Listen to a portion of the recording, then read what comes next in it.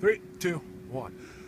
So cold and snowy here in the Finnville area. Our camera stopped working, but we still wanted to give you an idea of the conditions here. You can see extremely windy. That's the major issue here. And of course, this drifting snow on the sides of the roads causing major problems. So much so that we had this scene during our 10 o'clock live shot. Take a look here.